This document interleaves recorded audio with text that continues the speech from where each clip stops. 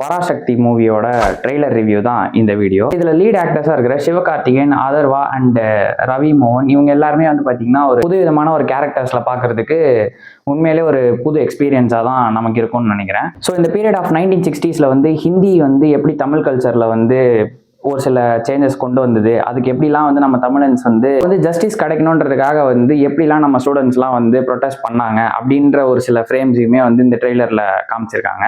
முன்னாடியே நான் இன்சிஸ்ட் பண்ண மாதிரி இது வந்து ஒரு ட்ரூ ஈவெண்ட்டை பேஸ் பண்ணுது. அது என்ன ஈவெண்ட்டுன்றதை நான் இந்த வீடியோவில் மென்ஷன் பண்ண விரும்பலை. படம் ரிலீஸ் ஆனதுக்கு அப்புறமேட்டா கண்டிப்பாக அதை பற்றி ப்ரீஃபான ஒரு எக்ஸ்பிளனேஷன் வீடியோ வந்து நம்ம பண்ணலாம். காமிச்ச ஒரு ஃப்ரேமுமே வந்து பார்த்தீங்கன்னா ரொம்பவே சூப்பராக ஒரு ஸ்கல்ப்ட் வேலை வந்து சூப்பராக இருந்துச்சு. அண்ட் இந்த படத்தோட ஆர்ட் டைரக்டர்ஸுமே வந்து ரொம்ப பயங்கரமாக இந்த படத்துக்காக ஒர்க் பண்ணியிருப்பாங்கன்னு நினைக்கிறேன். ஸோ பாஸ்ட் சுதா கோங்கராஸ் மூவிஸ் எல்லாத்தையுமே வந்து நீங்கள் பார்த்தீங்கனாலே உங்களுக்கு தெரியும். மோட்டிவேட்டிங்காகவும் இருக்கும், ஒரு சிலதெல்லாம் வந்து ரொம்ப பயங்கர இன்ஸ்பைரிங்காகவும் இருக்கும்.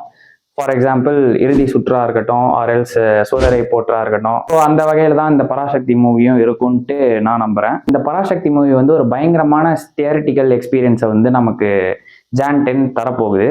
மூவி ரைவல்ரிஸ் எதுவுமே இல்லாமல் இந்த பொங்கலுக்கு ரிலீஸ் ஆகிற மூவியை வந்து தியேட்டர்ஸில் போயிட்டு செலிப்ரேட் பண்ணுவோம். ஸோ நெக்ஸ்ட் வீடியோவில் சந்திப்போம். Until then, I'm signing off. Bye-bye.